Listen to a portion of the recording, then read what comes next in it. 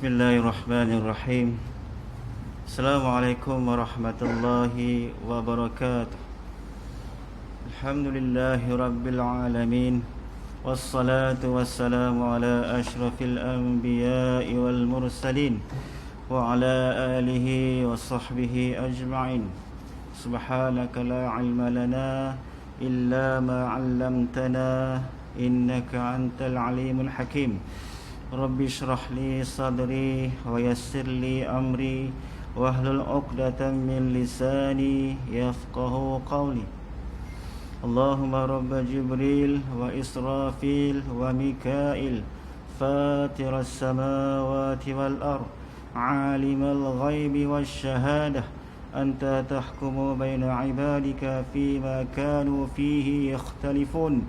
Ihdina lima ikhtalafa fihi minal haqqi biiznik innaka tahdi man tasha'u ila siratin mustaqim. La hawla wa la quwwata illa billah. La hawla wa la quwwata illa billah.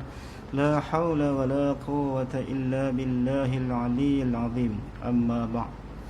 Alhamdulillah, pertamanya marilah sama-sama kita memanjatkan kesyukuran kehadirat Allah Subhanahu wa taala, kerana Allah SWT masih lagi memberikan kita berbagai-bagai nikmat dalam kehidupan kita ini. Mudah-mudahan dengan nikmat-nikmat yang Allah SWT berikan kepada kita ini, kita gunakan sebaik-baik mungkin untuk kita mempersiapkan diri kita untuk bertemu dengan Allah Subhanahu wa taala. Fatazawwadu fa inna khairaz zadi taqwa. Berbekallah kamu, kerana sebaik-baik bekal untuk menuju Allah Subhanahu wa taala iaitu bekalan takwa. Satu ketika baginda Nabi sallallahu alaihi wasallam memegang bahu Ibnu Umar sambil dia berpesan, kun fid dunya ka'annaka gharib au 'abiris sabil. Kata Rasulullah sallallahu alaihi wasallam kepada Ibnu Umar, jadilah kamu di dunia ini seperti perantau. Perantau ni orang yang merantau mencari bekalan ya. Surat 410 ya.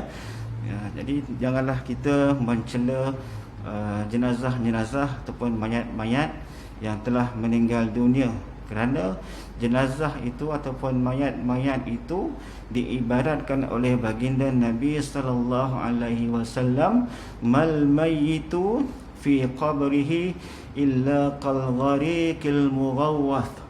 Tidaklah mayat-mayat dikubur itu adalah seperti orang yang lemas. Macam mana orang yang lemas dalam air kan? Orang boleh berenang tu tahan lagi, boleh berenang. Orang yang lemas tak tahu nak berenang, kejap timbul, kejap tenggelam, kejap timbul, kejap tenggelam. Begitulah diibaratkan oleh baginda Nabi sallallahu alaihi wasallam, mal mayyitu illa kal ghariqil mughawwath. Iaitu tidaklah mayat itu dikuburnya melainkan dia seperti orang yang sedang lemas. Orang yang sedang lemas, saya pun tak dapat nak membayangkan macam mana dalam keadaan lemas ni. Saya pernah bawa 2 orang anak pergi mandi dekat Gambang Resort sana tu. Ada satu tempat tu dia buat ombak jadi-jadian tu kan. Bila dia pasang ombak, anak saya ni terlampau excited, naik bot sampai ke tengah tu. Bila dia pasang ombak tinggi apa, budak-budak ni dah jatuh ke dalam. Dah begitu begini dah tenggelam timbul. Nampak dia pun matikan dia punya sistem itu, maka penyelamat datang pergi menyelamatkan. Begitulah. Saya pun dah berdebar-debar dah melihat keadaan tu. Dah tenggelam timbul. Begitulah. Kalau siapa-siapa yang pernah lemas tahulah macam mana keadaan lemas tu, macam mana keadaan. Kejap timbul, kejap tenggelam. Begitulah baginda Nabi sallallahu alaihi wasallam mengibaratkan mayat-mayat di kubur itu kal ghariqil mughawwath, orang yang sedang tenggelam, al mughawwath yang memerlukan pertolongan. Orang yang memerlukan pertolongan. Kalau orang lemas tentulah kita nak tolong, kita campakkan pelampung ke dan sebagainya kan, kita terjun pergi selamatkan dia, bagi yang pandai berenang dan sebagainya kan. Begitulah keadaannya. Kal ghariqil mughawwath, seperti orang yang sedang tenggelam memerlukan pertolongan. Dan kita sering sahaja membaca doa Rabbana ighfir lana wa li ikhwanina alladhina sabaquna bil iman. Ya Allah, ampunkanlah dosa-dosa kami dan dosa saudara-saudara kami yang terlebih dahulu mendahului kami, ya, dengan iman, ya. Itulah doa yang selalu kita doakan kepada Allah Subhanahu Wa Taala. Mudah-mudahan ibu bapa, saudara mara kita, adik-beradik kita yang telah, sahabat-sahabat kita, ya, yang telah kembali ke rahmatullah, ditempatkan oleh Allah Subhanahu Wa Taala ma'as siddiqin wa syuhada wa salihin, dengan para siddiqin, para syuhada, para salihin, insya-Allah. Wa hasuna ulaika rafiqa. Mereka itulah sebaik-baik teman untuk menuju Allah Subhanahu Wa Taala. Jadi penderitaan orang yang mati kerana celaan orang hidup, tajuk pada malam ini. Jadi kita mengelakkan daripada mengeji jenazah-jenazah. Sebaliknya kita memanjangkan jariah mereka, kita membantu mereka dengan cara kita memanjatkan doa-doa kepada mereka, melakukan kebaikan-kebaikan kita niatkan untuk mereka. Dan jangan kita menyebut-nyebut keburukan, apatah lagi kita mencela jenazah-jenazah. Walaupun kita tahu mayat itu, jenazah itu dalam keadaan semasa hayatnya di dunia, ya, sering melakukan maksiat, sering melakukan dosa kepada Allah Subhanahu Wa Taala. Biarpun begitu keadaannya, janganlah kita mencela jenazah-jenazah al-amwat, yakni mayat-mayat. Bismillahirrahmanirrahim. Aisyah radhiyallahu anha menuturkan bahawa Nabi sallallahu alaihi wasallam pernah bersabda, sesungguhnya seorang mayat itu berasa sakit di dalam kuburnya dengan sesuatu yang dapat menjadikannya merasa sakit di dalam rumahnya. Sesungguhnya seorang mayat itu merasa sakit di dalam kuburnya dengan sesuatu yang dapat menjadikannya merasa sakit di dalam rumahnya. Hadis riwayat Ad-Dailami. Apa maksud hadis ni? Dalam menerangkan hadis ni, Imam Al-Qurtubi mengatakan mungkin sahaja orang yang sudah meninggal dunia dapat merasa sakit atas ucapan atau perbuatan yang dilakukan oleh orang-orang yang masih hidup. Maksudnya jangan kita mencela dan kita menyebut-nyebut keburukan-keburukan jenazah, kerana kata Imam Al-Qurtubi, kemungkinan bila kita menyebut keburukan-keburukan dia itu akan menyiksa, akan menyakitkan mayat tersebut, jenazah tersebut, ataupun perbuatan-perbuatan ahli rumah itu sendiri, ya. Disebut-sebut tentang keburukan, sebut-sebut tentang mencela-cela tentang jenazah itu, walaupun hakikatnya perkara itu adalah benar, maka elaklah kita daripada menyebut keburukan-keburukan, aib-aib jenazah ataupun mayat-mayat tersebut, kerana itu akan menyakitkan jenazah tersebut di dalam kubur, kata Imam Al-Qurtubi. Pendapat yang kedua, kata Imam Al-Qurtubi, mungkin juga yang dimaksudkan dengan hal itu adalah rasa sakit akibat kekasaran dan siksaan yang dilakukan oleh malaikat sebagai balasan perbuatan maksiat yang pernah dilakukannya. Mungkin juga yang dikatakan kesakitan itu merupakan balasan, siksaan, layanan yang diberikan oleh malaikat penjaga kubur, ya, yang menyoal kita mungkar dan nakir di atas dosa-dosa yang telah kita lakukan semasa di dunia dahulu. Maka elakkanlah kita daripada menyebut-nyebut keburukan-keburukan, keaiban jenazah. Sebaliknya kita mendoakan mereka, Allahumma ighfir lahu warhamhu wa'afihi wa'fu anhu. Perempuan, Allahumma ighfir laha warhamha wa'afiha wa'fu anha. Ramai, Allahumma ighfir lahum warhamhum wa'afihim wa'fu anhum. Seterusnya, Aisyah radhiyallahu anha juga menuturkan bahawa Rasulullah sallallahu alaihi wasallam bersabda, la tasubbul amwat, janganlah kamu mencela orang-orang yang sudah meninggal, fa innahum qad afdau ila ma qaddamu, sesungguhnya mereka telah sampai pada apa yang telah dikerjakannya. Ini amar ataupun suruhan daripada baginda Nabi sallallahu alaihi wasallam. Jangan sekali-kali kita mencela jenazah orang yang telah meninggal dunia. Sebab tak ada gunanya kita mencela mereka. Kenapa? Fa innahum qad afdau ila ma qaddamu. Sesungguhnya mereka telah sampai kepada hasil apa yang telah mereka kerjakan. Jika mereka itu orang-orang yang soleh, tentulah di dalam kubur dia dapat nikmat-nikmat ketika di dalam kubur, apatah lagi di akhirat Allah Subhanahu wa taala. Dan jika dia orang yang bermaksiat, tentulah juga dia mendapat habuan, dia mendapat balasan apa yang dia kerjakan semasa di dunia dahulu. Jadi tak ada hak di atas kita ni nak mencela ataupun mengeji ataupun membuka aib, menyebut-nyebut keburukan jenazah. Sebab mereka dah sampai, mereka dah dapat apa yang mereka laksanakan, apa yang mereka buat semasa di dunia dahulu. Itu disebutkan la tasubbul amwat. Jangan kita mencela jenazah. Fa innahum qad afdau. Sesungguhnya mereka telah sampai ila ma qaddamu. Apa yang mereka dah kerjakan dulu, tentulah mereka dah dapat. Tentulah mereka dah dapat di alam kubur, sama ada bentuk nikmat ataupun bentuk azab kubur. Sedangkan dari Safiyah binti Syaibah diriwayatkan bahawa Nabi sallallahu alaihi wasallam pernah disampaikan mengenai suatu hal yang buruk kepada mayat. Baginda kemudian bersabda, janganlah kalian menyebutkan sesuatu mengenai orang-orang yang sudah meninggal di antara kalian kecuali kebaikan.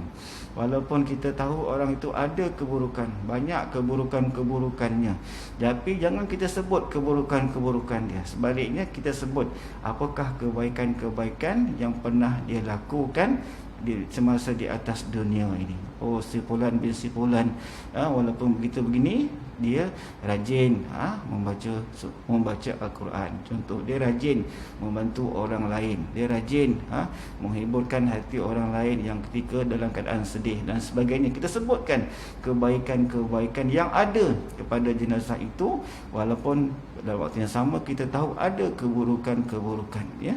Macam kita jugalah dalam 10, kan, takkanlah tak ada kebaikan dalam diri kita, kan. Satu keburukan, masih ada lagi 9 kebaikan.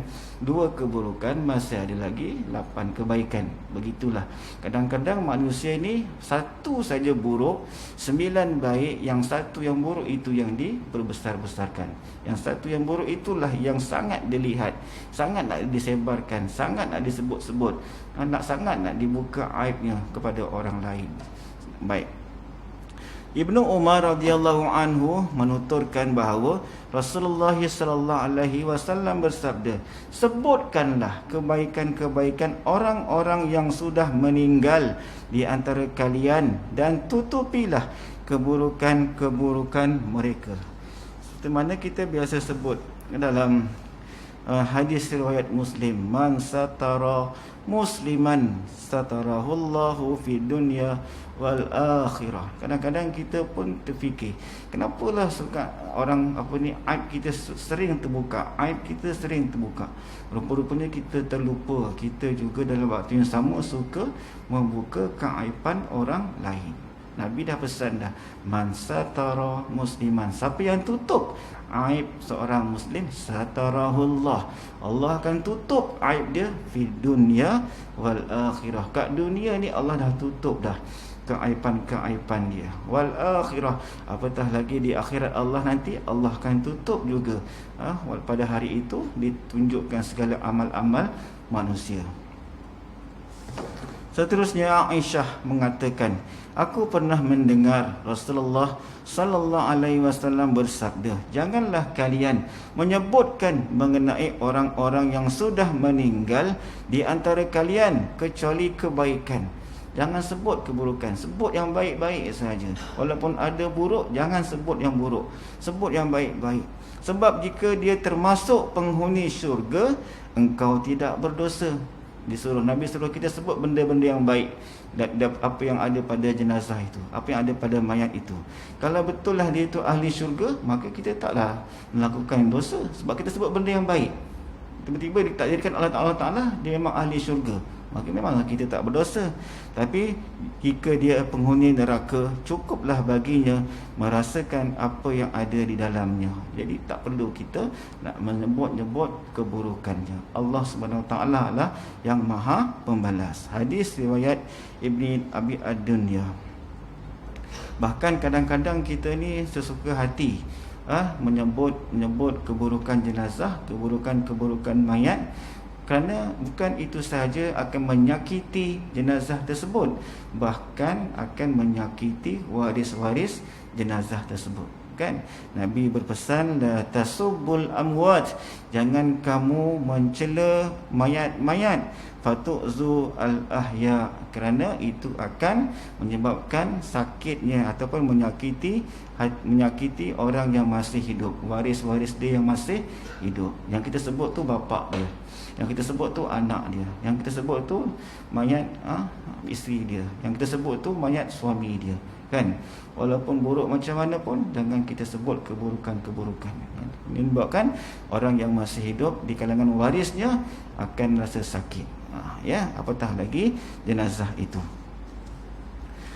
Baik, larangan mencela orang yang telah meninggal dunia berdasarkan hadis Aisyah tadi radhiyallahu anha, qala Nabi sallallahu alaihi wasallam, la tasubbul amwat fa innahum qad afdau ila ma qaddamu, janganlah kamu mencela mayat-mayat, jenazah, sesungguhnya mereka telah sampai, mereka dah dapat apa yang mereka telah lakukan dahulu. Sama ada nikmat baik, dapatlah nikmat, kalau maksiat dapatlah azab.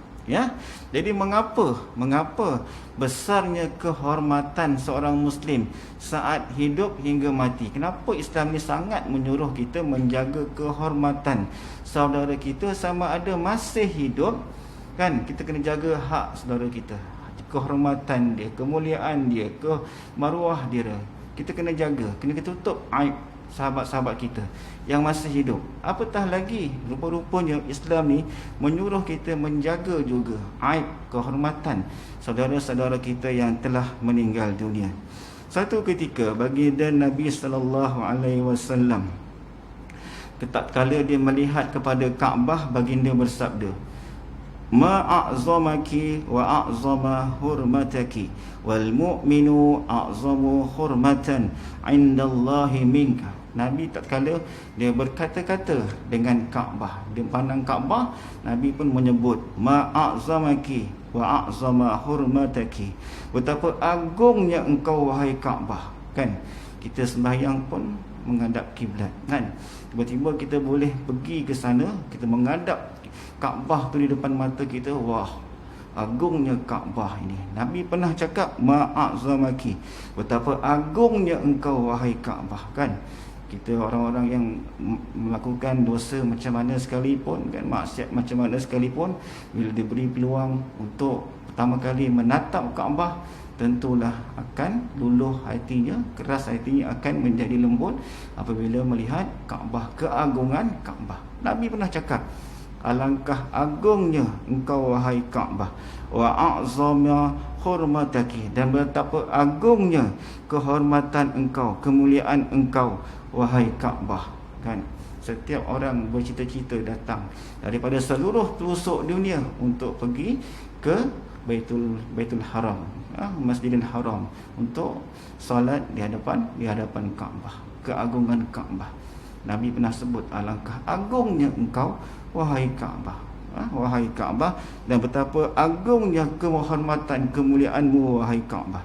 Tapi Nabi sambung lagi, wal mu'minu, tetapi wahai Kaabah, walaupun kamu agung, walaupun kamu besar, keagungan kamu, wal mu'minu, tapi orang-orang mukmin itu a'zamu, lebih agung hormatan, lebih agung kehormatannya, indallahi minka, tapi kehormatan orang mukmin itu lebih agung, lebih besar berbanding engkau wahai Kaabah di sisi Allah Subhanahu wa ta'ala. Ini menunjukkan kepada kita bahawa Allah menjadikan kehormatan seorang Muslim dan Muslimah tidak hanya semasa di dunia, bahkan kehormatan juga berlaku dan terus diakui oleh Allah Subhanahu wa taala meskipun dia telah meninggal dunia. Jadi walaupun Kaabah itu Nabi kata sangat agung, tapi dia tidak akan melebihi keagungan kehormatan seorang mukmin.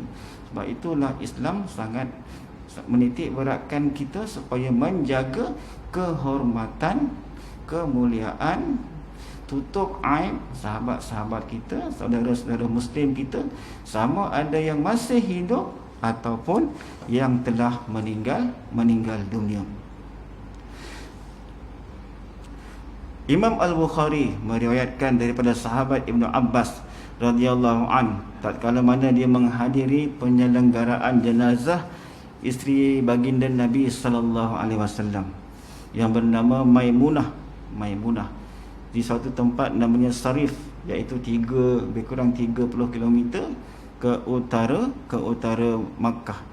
Lalu disebutkan oleh Ibnu Abbas kepada orang-orang yang nak mengusung jenazah Maimunah itu, apa kata Ibnu Abbas? Hazihi zaujatun Nabi, ini isteri Nabi sallallahu alaihi wasallam. Fa iza rafa'tum na'syaha fala tuza'zi'uha. Bila engkau nak mengangkat keranda Maimunah ini, jangan kau gerak-gerakkan dia. Kan kita lihat kadang-kadang orang yang nak mengangkat keranda ni kan, dah mati pun, mayat pun kan, kadang-kadang setengah orang kasar bila nak mengangkat jenazah kan. Tapi Ibnu Abbas ni pesan kepada sahabat-sahabat ni, ini ialah isteri Nabi, hazihi zaujatun Nabi, ya, bila kamu nak mengangkat, fala tuza'zi'uha, jangan gerak-gerakkan dia, jangan goyang-goyangkan dia, wala tuzalziluha, jangan goyang-goyangkan dia, warakubu, sebaliknya Ibnu Abbas berpesan, angkatlah dengan lemah lembut, Kadang-kadang kita lihat orang-orang yang menguruskan jenazah ni kasar, ya, dengan jenazah, ya, angkat dengan kasar dan sebagainya, nak mandikan dia dengan kasar, ya, nak salinkan pakaian dia dengan kasar, gosok dengan kasar, ya. Kita pun cakap ini jenazah pun bukan ada nyawa lagi dah. Sebaliknya pesan dah, kita kena jaga kehormatan, kemuliaan saudara kita itu, ya. Kata Ibn Abbas pesan kepada sahabat-sahabat, nak mengangkat jenazah itu, jangan gerak-gerakkan dia keranda tu, jangan goyang-goyangkan dia, sebaliknya angkatlah dengan lemah lembut. Kata Ibnu Hajar kata, yustafadu minhu anna hurmatul mu'min ba'dal mauti baqiyah kama kanat fi hayatihi. Kata Imam Ibnu Hajar Al-Asqalani, sesungguhnya kehormatan orang mukmin setelah dia meninggal dunia tetap berlaku, tetap berterusan, perlu dijaga sebagaimana tatkala mana dia hidup. Kita jaga kehormatan saudara kita yang masih hidup, begitu jugalah kita kena jaga kehormatan saudara kita yang telah meninggal dunia. Kemudian baginda Nabi sallallahu alaihi wasallam pernah juga bersabda, inna kasra 'idhamil mu'min mayyitan misla kasrihi hayyan.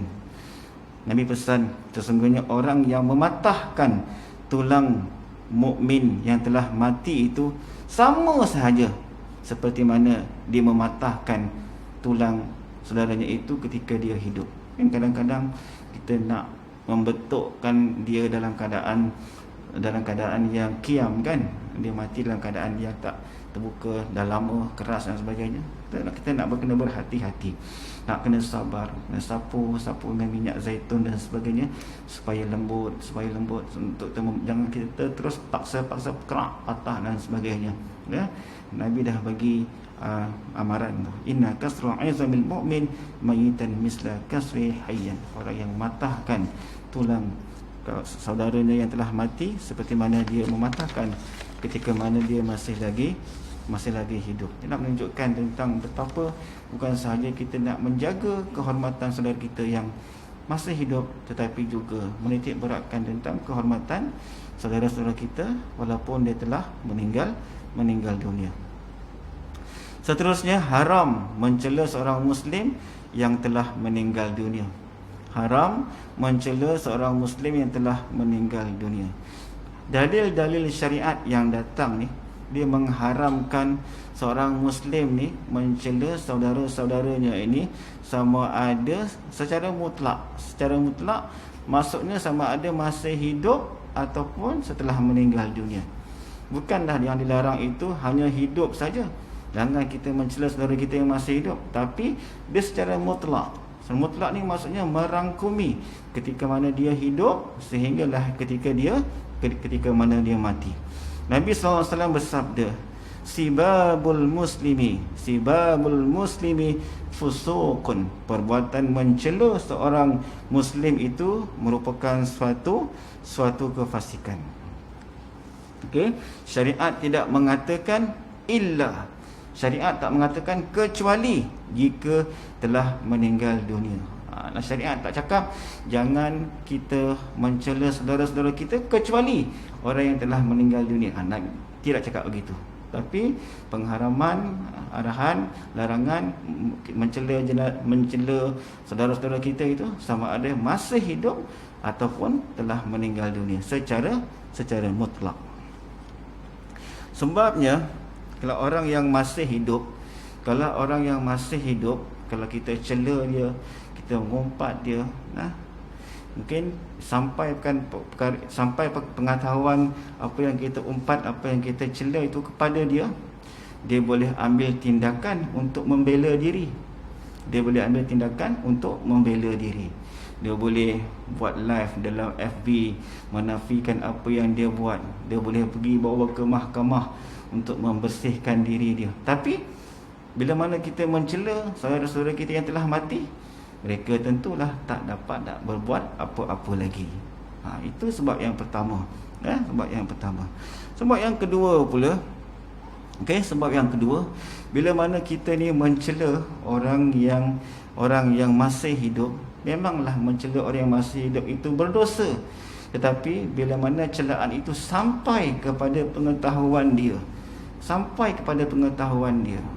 kemudian dia membuat muhasabah diri, betul lah apa yang orang cakap kepada saya tu, apa yang orang cela kepada saya itu betul lah. Jadi dia boleh mengambil tindakan untuk memperbaiki diri dia. Dia boleh mengambil tindakan untuk mengislah, betulkan balik kesilapan diri dia. Tetapi bila mana kita mencela mayat-mayat ataupun jenazah, tentulah mereka tak dapat nak berbuat apa-apa lagi.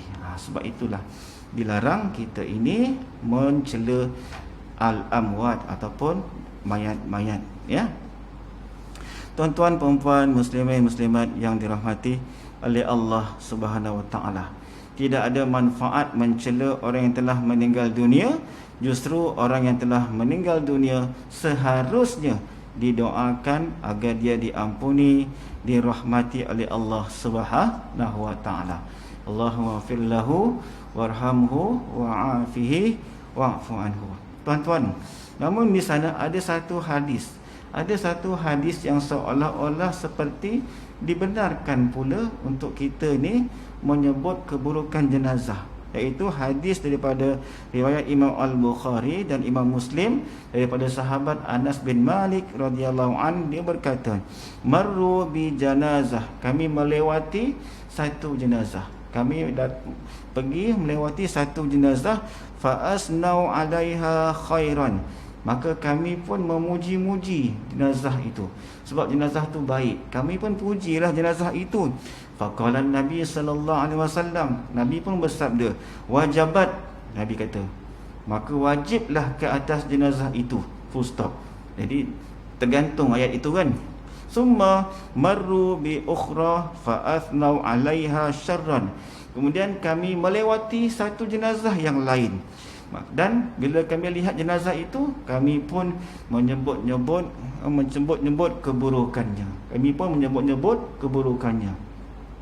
Faqala, maka sabda Nabi, wajabat, maka wajiblah ke atas jenazah itu. Faqala Umar bin Al-Khattab radhiyallahu anhu, dan tiba-tiba Umar bin Al-Khattab pun berkata, ma wajabat, apa maksud wajib ke atas jenazah ni? Jenazah yang pertama kami puji, Nabi kata wajabat, wajib ke atas jenazah ini. Mayat yang kedua kami cela, tapi Nabi kata wajib ke atas jenazah ini. Tak faham, qala, maka Nabi pun bersabda, hazihi athnaitum alaihi khaira fawajabat lahul jannah. Mayat yang pertama tadi tu kamu puji dia, mengatakan dia baik, maka wajiblah ke atasnya, wajabat lahul jannah, maka dia akan masuk syurga. Itulah maksud Nabi, wajabat ke atas, wajiblah ke atas mayat itu memasuki syurga. Wa hadzal asnaitum alaihi syarra, yang satu lagi jenazah kamu cela, fa wajabat lahun nar, maka wajiblah ke atas jenazah itu memasuki neraka. Itu maksud wajabat tadi. Wa antum syuhadaullah fil ardi, kamu ialah saksi-saksi Allah di atas muka bumi. Surah hadis riwayat Bukhari 1367, Muslim 949. Jadi menunjukkan kat sini seolah-olah ada macam satu pertentangan.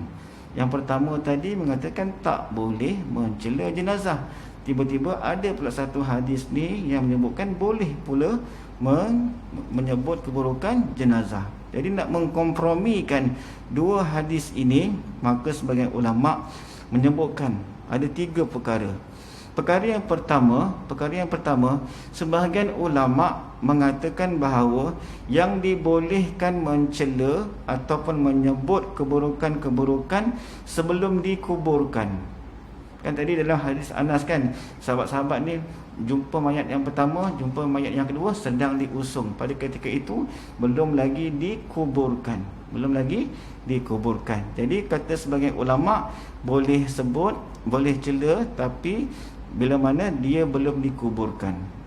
Adapun setelah dikuburkan, maka tidak boleh lagi, sebagaimana hadis Anas, yang mana bila mana telah dikuburkan, maka qad fa innahum qad afdau ila ma qaddamu, dia telah mendapat sama ada nikmat ataupun balasan di atas apa yang telah dilakukan di atas muka bumi. Sebelum mana ketika diusung belum masuk ke bumi, belum masuk dalam kubur, maka ketika itu boleh, tapi bila dah dikuburkan tak boleh. Yang kedua, sebagian ulama pula membezakan di antara mencela dengan sekadar menyebutkan keburukan. Kalau mencela ni dia ada unsur-unsur maki hamun dan sebagainya. Tapi kalau sekadar menyebut keburukan, itu dibolehkan. Okey, dibolehkan. Ini pendapat yang kedua. Pendapat yang ketiga pula, boleh sebut, boleh cela sama ada yang masih hidup ataupun yang telah mati jika ada maslahah. Asasnya memang tak boleh, tapi dibolehkan jika ada maslahah. Macam seorang bapa menasihati anak, bapa rasa kamu tak perlulah kawan dengan sipolan tu, ya, dia suka melumba haram. Tak bapa, sebab kita sebut keburukan orang tu kan, asalnya tak boleh, tapi ada maslahah. Maslahahnya apa? Kita nak nasihatkan anak kita kan, janganlah berkawan dengan sipolan tu. Mereka ni suka sangat terlibat dengan perlombaan haram contohnya. Okey, tiba-tiba pula geng-geng yang lumba haram ni meninggal aksiden di jalan raya contoh, kan, jadi dah jadi jenazah. Kita sebut lagi, tengok apa yang dah berlaku. Sebab itulah ayah dah pesan kepada kamu kan, berkawan dengan mereka untuk lomba haram ni suatu perbuatan yang tidak baik kan. Kita sebut lagi keburukan jenazah tu kan, tapi ada maslahah. Maslahahnya ialah untuk menasihati anak kita, ataupun guru nak mengajar kepada anak, suami nak mengajar kepada isteri dan anak-anak dia dan sebagainya. Yang penting ada maslahah di situ. Tuan-tuan perempuan muslimin yang dikasihi oleh Allah Subhanahu wa taala. Bagaimana pula kalau kita mencela mayat muslim ataupun mayat kafir? Hadis Aisyah tadi, la tasubbul amwat, jangan kamu mencela al-amwat, jenazah. Al-amwat kat situ sama ada boleh tak kita mencela, yang dimasukkan ke situ mayat muslim ke mayat orang kafir. Okey, yang dikatakan tadi tak boleh mencela mayat muslim. Bagaimana pula mayat kafir? Di sini ada 3 pendapat. Pendapat pertama mengatakan, yang dikatakan la tasubul amwat, jangan kamu mencela mayat di sini, ialah mencakupi mukmin ataupun kafir. Sama ada orang mukmin ataupun orang kafir, dua-dua tak boleh. Ni pendapat pertama. Sehingga orang kafir meninggal dunia juga tidak boleh dicela, kerana dia sudah mendapat balasan atas amalannya selama dia hidup di dunia. Fa innahum qad afdau ila ma qaddamu. Dua-dua tak boleh. Pendapat pertama. Pendapat yang kedua mengatakan bahawa yang dikatakan al-amwat di situ, yang Nabi sebut jangan kamu mencela al-amwat, di situ merujuk kepada mayat orang Islam sahaja, yang mana kita diperintahkan untuk mendoakannya agar diampuni, dirahmati oleh Allah Subhanahu wa taala. Adapun orang kafir tidak mengapa, kita tidak dituntut untuk mendoakannya, bahkan kita dilarang mendoakannya kerana dia meninggal dalam kondisi kafir kepada Allah Subhanahu wa taala. Azan insya-Allah.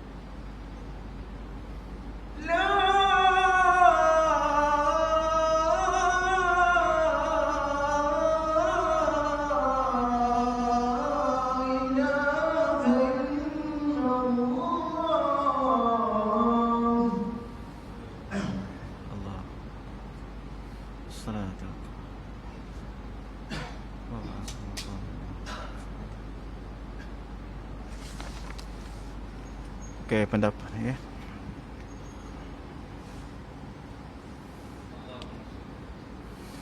Okey, pendapat yang ketiga tentang mencela mayat muslim atau yang kafir ni, la tasubul amwat.